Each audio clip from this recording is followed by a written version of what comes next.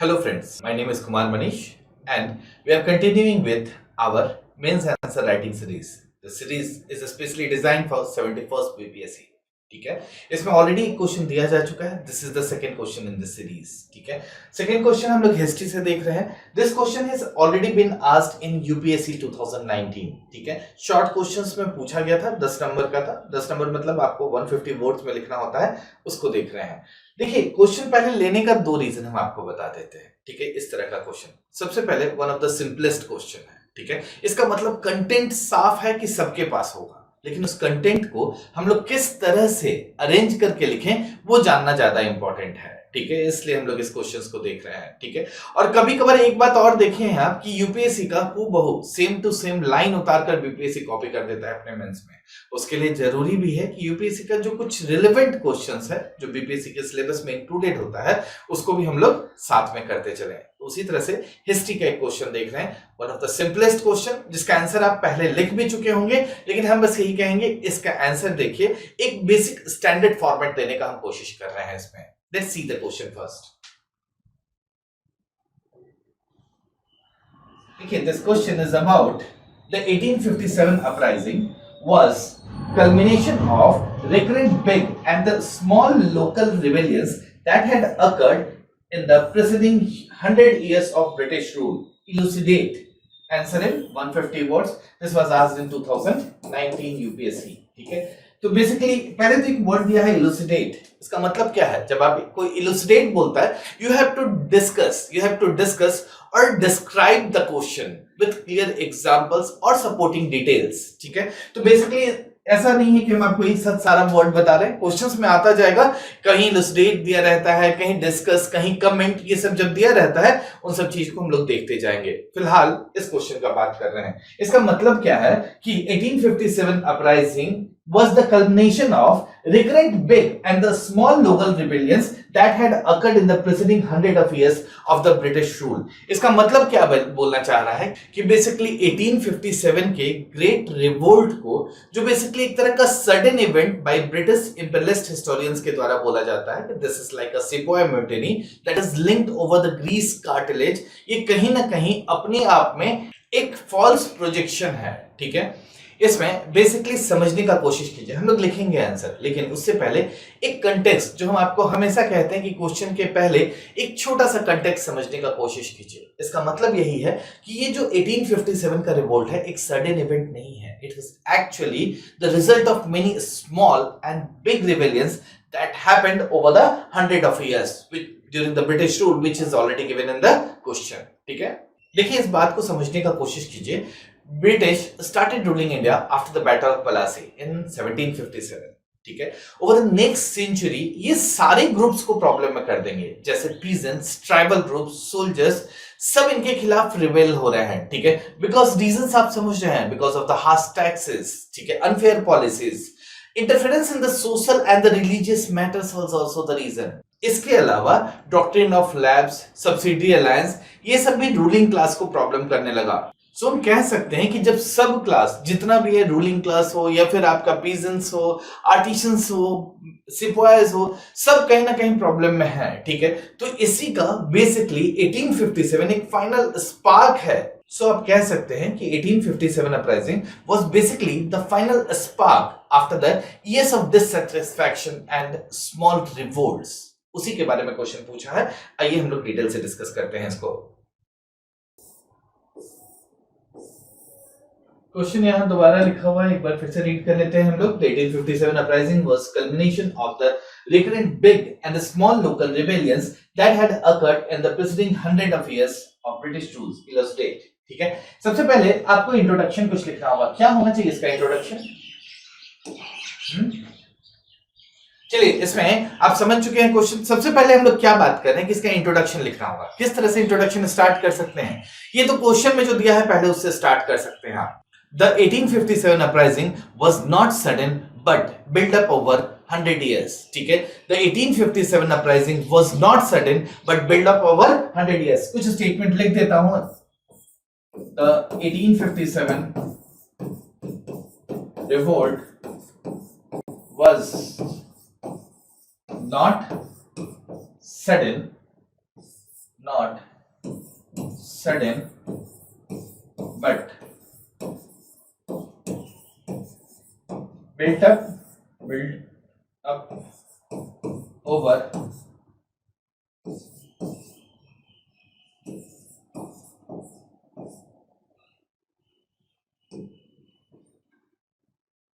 over 100 years। ठीक है, इस तरह का स्टेटमेंट से आप स्टार्ट कर सकते हैं, इसमें कोई दिक्कत नहीं है।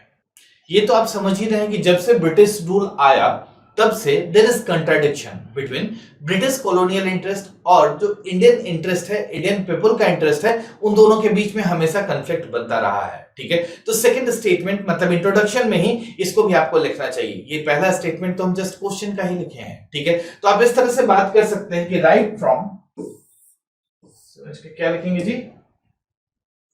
Second statement, right from the time of foundation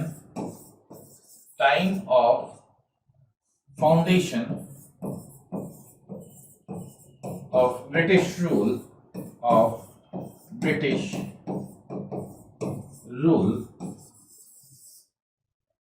there appeared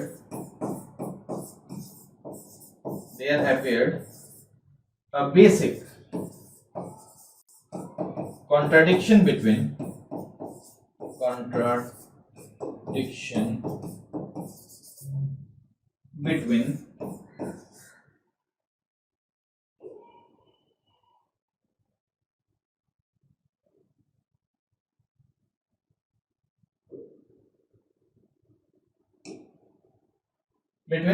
British colonial interest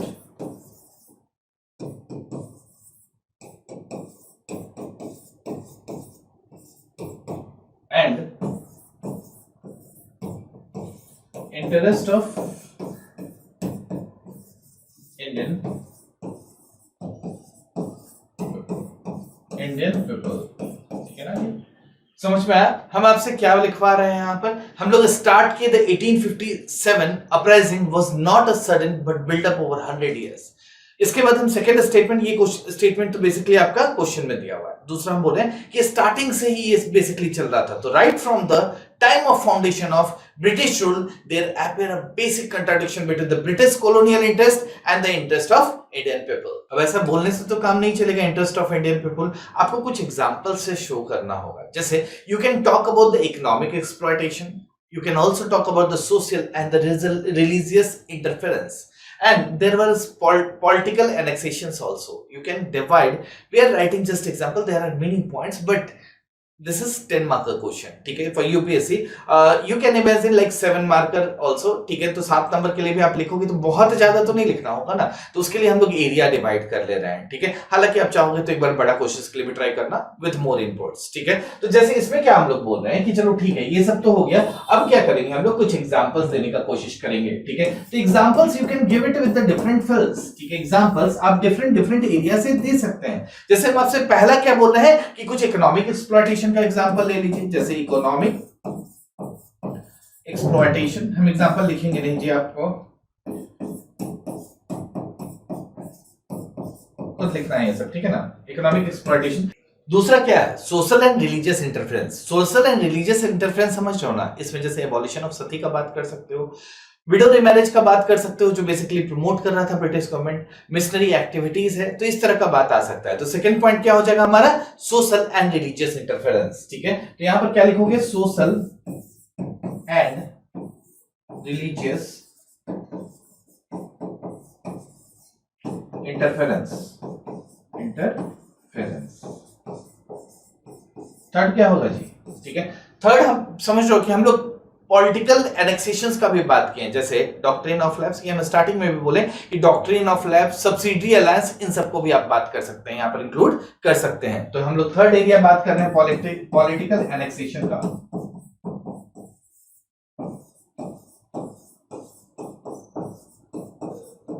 political annexation का, जिसमें आप बेसिकली समझ रहे हैं डॉक्ट्रिन ऑफ लैप्स और सब्सिडी अलायंस इन सब का बात कर सकते हैं। यानी 3 एरिया हम लोग डिवाइड किए। सबसे पहले हम बात की आपसे इकोनॉमिक एक्सप्लॉयटेशन का। इकोनॉमिक एक्सप्लॉयटेशन मतलब समझ गए, जैसे land reforms, different land reforms उस समय जो गवर्नमेंट करने का, लैंड रेवेन्यू रिफॉर्म्स बोलना सही रहेगा, लैंड रेवेन्यू से रिलेटेड जो करने का कोशिश कर रहा था, जैसे परमानेंट सेटलमेंट इन सब का बात कर सकते हो।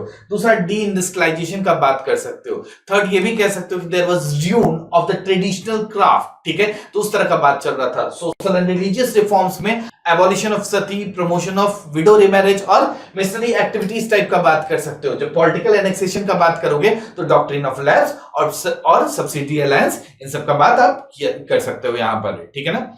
चलिए, अब क्या हुआ कि हम लोग एक इंट्रोडक्शन लिखे, कुछ एग्जांपल से बताने का कोशिश की कि चलो पहले से प्रॉब्लम्स चल रहा था, ठीक है।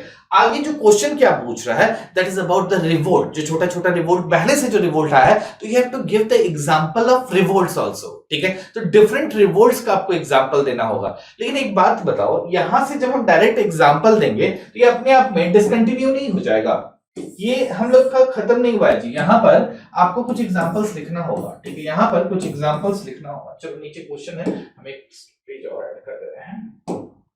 चलिए,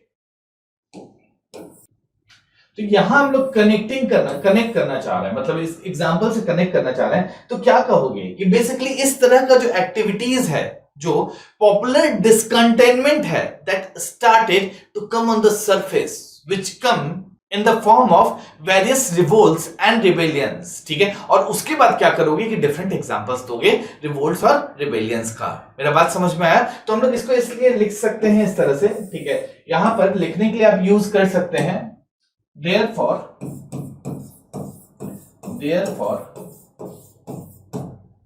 popular discontentment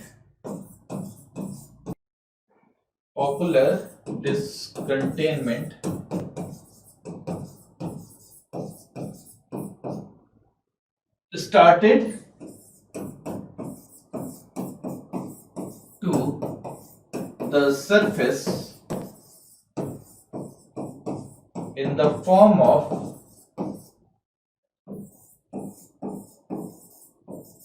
popular revolting in the form of revolt and rebellions, in the form of revolt and rebellions। समझ में आ गया? अब क्या करेंगे हम, अब डिफरेंट रिवोल्ट्स का और रिबेलियंस जो हुआ है उनका एग्जांपल्स देंगे, ठीक है ना। तो बेसिकली उसके लिए क्या कर सकते हो कि इसको भी डिवाइड करके लिख सकते हो, जैसे रिवोल्ट्स और रिबेलियंस को भी अगर चाहोगे तो कुछ एग्जांपल से हम लोग शो कर सकते हैं। जैसे कुछ अर्ली रिबेलियंस है, ठीक है, अर्ली रिबेलियंस का एग्जांपल सोच के देखिए, जैसे सन्यासी और फकीर रिबेलियन का बात कर सकते हैं आप। पॉलीगार रिवोल्ट जो तमिलनाडु में हुआ था उसका बात कर सकते हैं। वेल्लोर म्यूटिनी, उसका भी एग्जांपल ले सकते हैं, 1806 का बात है, ठीक है, जो इंडियन सिपाही किया था। तो बेसिकली ये सब अर्ली रिबेलियंस में आ जाएगा। इसके बाद एक अलग बस सेगमेंटाइज करने का कोशिश कर रहे हैं, आप समझ रहे हैं कि सेगमेंट्स में बनाएंगे तो देखने में भी ज्यादा अच्छा लगता है। ऐसा जरूरी नहीं है, आप चाहें तो 5-6 डायरेक्टली रिवोल्ट लिख दीजिए, कोई दिक्कत नहीं है उससे, ठीक है। इवन दो अगर आप चाहें तो पहले हम लोग क्या किए, अर्ली रिबेलियंस का एग्जांपल दिए। दूसरा हम चाहें तो ट्राइबल और डिफरेंट पीजेंट अपराइजिंग्स हुआ था उसका एग्जांपल ले सकते हो। ट्राइबल और पीजेंट अपराइजिंग्स में मुंडा का मत ले लीजिएगा, ठीक है। मुंडा कब हुआ है, ठीक है, मुंडा 1857 के बाद का कहानी है। ये पूछ कब रहा है, 1857 के पहले, मतलब 1857 का रिवोल्ट, तो मुंडा इसमें एग्जांपल नहीं आएगा। You can take example of Santhal, that is correct. Kol का बात कर सकते हैं, कोल रिबेलियन। भील अपराइजिंग का भी बात कर सकते हैं, मोपला रिवोल्ट। इस तरह का कुछ एग्जांपल्स ले सकते हैं यहां पर। तो 2 सेगमेंट समझे, एक हुआ आपका अर्ली रिबेलियन, दूसरा हुआ tribal and peasant uprising. Third चाहे तो रीस्टोरेशन मूवमेंट्स का भी बात कर सकते हैं, जैसे किट्टूर चिन्नम्मा का एग्जांपल ले सकते हैं, मैसूर रिवोल्ट का एग्जांपल ले सकते हैं। तो इस तरह से एग्जांपल्स लेकर बात कर सकते हैं। हम आपको ज्यादा ही एग्जांपल्स बता रहे हैं इस क्वेश्चन में, जैसे डिमांड के अनुसार मैक्सिमम आप 5 से 6 एग्जांपल लिखेंगे, that is going to be enough, ठीक है। तो इसमें आपको करना क्या है, अगर मन हो तो डिवाइड कर लीजिए, दिक्कत हो रहा है डिवाइड करने में तो आप डायरेक्टली इसका नाम लिख लीजिए, जैसे डायरेक्टली आप सन्यासी, वेल्लोर, कोल और दिस बिल, मोपला, मैसूर, इस तरह का बात भी कर सकते हैं। लेकिन हम जस्ट डिवीजन जो होना चाहिए उसके बारे में आपका लिख देते हैं यहां पर, ठीक है। आपका मर्जी है, डिवाइड कीजिए या डायरेक्टली वहां पर एग्जाम्पल से ही बात कर लीजिए। जैसे सबसे पहले हम किसका बात कर रहे थे यहाँ रिबेलियंस में, रिवोल्ट्स और रिबेलियन में भी आप 3 पार्ट में रिवोल्ट्स और example of revolts and rebellion में भी आप 3 पार्ट डिवाइड किए थे। सबसे पहले हम आपसे क्या बोले, अर्ली रिबेलियंस, ठीक है। सबसे पहले किसका बात किए, अर्ली रिबेलियंस। अब अर्ली रिबेलियंस का एग्जांपल्स जो है ये आप खुद फिल कर लीजिएगा। कौन कौन एग्जांपल हम आपको बताया, जैसे सन्यासी का बात कर सकते हैं, पॉलीगार रिवोल्ट का बात कर सकते हैं, वेलोर म्यूटनी का बात कर सकते हैं। तो इस तरह के एग्जांपल्स यहां पर फिल कर लीजिएगा, ठीक है। नेक्स्ट हम लोग किसका बात कर रहे हैं, that is tribal and the peasant uprising. अगर आप चाहें तो ट्राइबल और पीजेंट को भी अलग कर सकते हैं, उतना करने का मतलब नहीं है। तो डायरेक्टली हम लोग यहां पर सेकंड पॉइंट में लिख रहे हैं, this is tribal and peasant uprising. देखिए हम आपको साथ साथ लिखने का एक तरीका भी बता रहे हैं कि कहां किस तरह का फिगर यूज कर रहे हैं। आपको एक बार दिखाएंगे, आपको देखने में भी ठीक लगेगा कि अच्छा इस तरह का पैटर्न बनाने के बाद मार्क्स काटेगा कैसे, ठीक है। तो जो बोलते हैं मार्क्स नहीं देता है लिखने के बाद भी, मार्क्स काटेगा कैसे, ये भी तो हम लोग को सोचना होगा, कटने नहीं देंगे, ठीक है ना। चलिए थर्ड एरिया कौन सा हम लोग बात कर रहे थे, थर्ड रिस्टोरेशन मूवमेंट्स का बात कर रहे थे। Restoration movement like Kittur Chinnamma का हम बात किए, मैसूर रिवोल्ट का भी बात कर सकते हैं। तो ये भी अपने आप में एक अलग से एग्जांपल है, दैट इज रिस्टोरेशन मूवमेंट्स, ठीक है। तो इस तरह का बात भी आप कर सकते हैं। चलिए यहां तक तो बेसिकली आपको समझ में आ ही गया होगा कि हम लोग क्या करने का कोशिश कर रहे हैं, कि अब आपका लगभग आंसर पूरा हो गया है। शॉर्ट में भी काफी ज्यादा हम लोग लिख चुके हैं। तो नेक्स्ट हम लोग अब कंक्लूजन पर पहुंच रहे हैं। कंक्लूजन में क्या बताना है आपको, बेसिकली इसी को जस्टिफाई करना है कि 1857 का वॉर एक्चुअल में फर्स्ट वॉर ऑफ इंडिपेंडेंस था। तो इसको लिखने के लिए हम लोग ऐसे भी लिख सकते हैं, द 1857 अपराइजिंग। इसको लिखने के लिए आप ऐसे लिख सकते हैं कि द 1857, लिख दे रहा हूं इसको, अपराइजिंग। कंक्लूजन है, सब में नहीं लिखूंगा, सभी स्टार्टिंग है तो आप unified this diverse grievances and discontent, writing समझ में आ रहा है ना जी, discontent into larger more widespread rebellion, widespread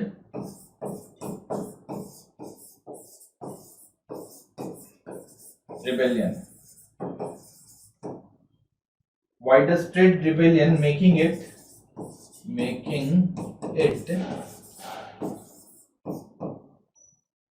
the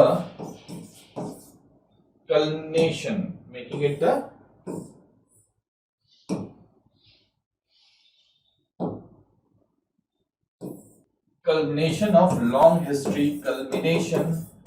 of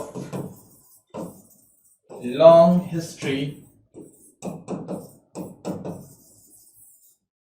of resistance against the British rule,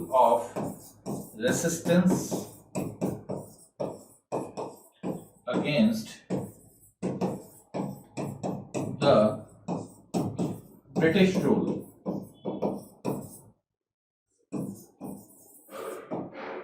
अब आप बोल सकते हैं कि that's why it was characterized as the first war of independence. क्या लिखेंगे हम लोग, that's why it is characterized as the first war of independence,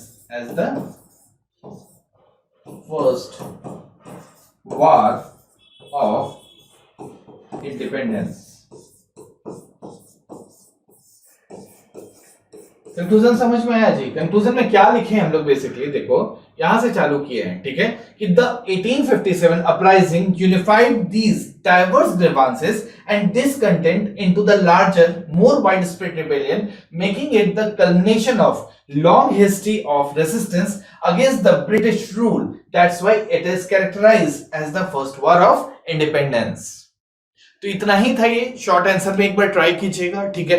कुछ एग्जांपल्स हम आपको ऑलरेडी बता चुके हैं, जहां जगह है फिल करके देखिएगा। देखिए लिखना कैसे है ये तो आपको समझ में आ गया। एक बार आप पूरा जब नोटबुक में लिखिएगा तो इसको एक बार देखिएगा, हम लोग बीच बीच में क्या कर रहे हैं, फ्लो चार्ट, फिगर्स, हम आपको हमेशा बोलते हैं कि आंसर में ये रहने से एक तो फिर आंसर देखने में भी ठीक लगता है और एग्जामिनर को समझ में भी आ जाता है। तो क्वेश्चन का मेन कंटेंट आपको रिबेलियन से लिंक करना था, इसके लिए पहले हम लोग डिस्कंटेंट दिखाए हैं। तो डिस्कंटेंट के लिए हम लोग different this economic exploitation, social and religious interference और पॉलिटिकल एनेक्सेशंस, इन सबका एग्जांपल्स यहां नीचे लिखिएगा आप, हम लिखे नहीं है, ठीक है। तो उसका बात करेंगे, उसके बाद उसको लिंक करते हुए डिफरेंट टाइप्स का रिवोल्ट। ये तो हम जस्ट ऐसे ही किए, अगर आपको डायरेक्ट एग्जांपल देना है you can directly right the example कि जैसे अर्ली रिबेलियंस कौन सा है, ट्राइबल पीजेंट अपराइजिंग कौन सा हो रहा है और रिस्टोरेशन मूवमेंट कौन सा हो रहा है, इस तरह का बात की। फाइनली हम लोग कंक्लूड कर सकते हैं कि एक्चुअली में 1857 का अपराइजिंग डाइवर्स ग्रीवांस और डिस्कंटेंट का एक लार्जर रूप था, मतलब उसको मिलाकर फाइनली हम लोग बात करें कि 1857 का आपका दिस रिवोल्ट हुआ, इसलिए हम लोग इसको कैरेक्टराइज कर रहे हैं this was actually the war of independence, ठीक है, फर्स्ट वॉर ऑफ इंडिपेंडेंस इसलिए बोलते हैं। समझ में आ गया, ठीक है। तो कोशिश करते रहिए, हम लोग नेक्स्ट क्लास में ऐसे ही क्वेश्चंस लाते रहेंगे, ठीक है। एक क्वेश्चन बस प्रैक्टिस के लिए डाला हुआ है, ठीक है, मन हो तो इसको बनाने का कोशिश कीजिए, रिलेटेड ही है। The issue of these Carthage was not big enough to decide fate of an empire. Examine the statement in the context of the Great Revolt of 1857. तो just related है, ट्राई कीजिएगा इसको बनाने का। साथ में आपको पता है कि बेसिकली साइंस और इकोनॉमिक्स का प्रीलिम्स का अलग से ऑनलाइन कोर्स चल रहा है, ठीक है। ये सारा लिंक नीचे टेलीग्राम ग्रुप का लिंक भी दिया हुआ है, उसमें मिल जाएगा, ठीक है। मेंस का थीम बेस्ड आंसर राइटिंग का कोर्स अभी इंट्रोड्यूस होने वाला है, उसके बारे में भी जल्दी इंफॉर्मेशन आपको दिया जाएगा, ठीक है। फिलहाल आप अगर चाहें मोर इंफॉर्मेशन के लिए आप टेलीग्राम लिंक ज्वाइन कर सकते हैं यहाँ पर, जो इसमें डिस्क्रिप्शन में दिया रहेगा। चलिए, thanks for watching, thank you.